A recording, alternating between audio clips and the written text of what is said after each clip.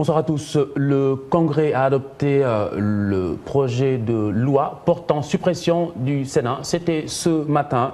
168 voix favorables. Le poste de vice-président donc est supprimé. Le Conseil économique et social qui devient le Conseil économique, social et environnemental. Les parlementaires libéraux, quant à eux, ont exprimé leur opposition. Ils ont tout simplement quitté la salle, boycotté ce vote. Ils comptent par ailleurs porter l'affaire devant les juridictions compétentes. Demandao et Adiatala étaient également sur place. Monsieur le secrétaire, vous comptez. L'approbation du projet de loi de modification de la Constitution passe comme lettre à la poste.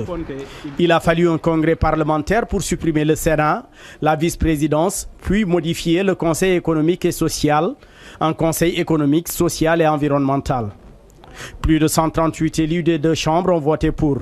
Certains pour la rationalisation des dépenses publiques et d'autres pour l'illégalité du Sénat. Pourquoi la suppression du Sénat? Pour venir en aide aux populations. Benno Bokk Yakaar va adopter le texte et demandera aux autres de suivre. C'est normal qu'on en finisse avec les inondations. Nous ferons prendre toutes les dispositions pour y arriver. Si on doit prendre les fonds du Sénat pour les injecter dans les inondations, on le fera, ne serait-ce que pour inciter les bailleurs à nous soutenir. Il est inacceptable pour moi qu'un chef de l'exécutif, président de la République, nomme des parlementaires qui s'appellent sénateurs, qui votent des lois au nom du peuple sénégalais.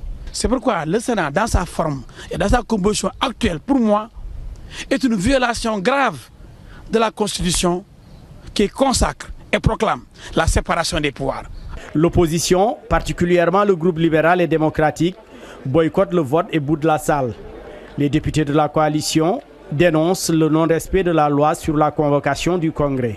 On ne se fatiguera pas à faire travailler la justice pour vérifier est-ce que le principe de la séparation des pouvoirs, c'est-à-dire le principe de la séparation du pouvoir exécutif et du pouvoir législatif, est-ce que ce principe-là n'a pas été violé par le décret signé par le président de la République le 17 septembre, convoquant un congrès alors qu'on ne savait pas la position définitive de l'Assemblée nationale sur le projet. Certains élus déplorent l'attitude des libéraux et d'autres la comprennent. Parce qu'ils se sentent minoritaires, ils ont boycotté la salle et ils manquent de courage. Ils manquent de fair play républicain. Ils manquent d'élégance républicaine.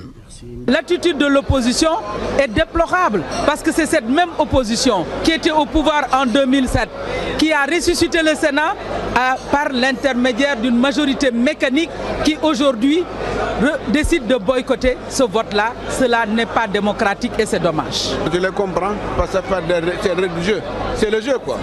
Le jeu comme ça, c'est le jeu démocratique. Je le comprends parfaitement.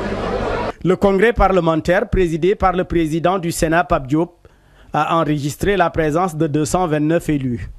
La session s'est tenue après l'approbation du projet de loi de suppression du Sénat par l'Assemblée nationale et le rejet de celui-ci par les sénateurs.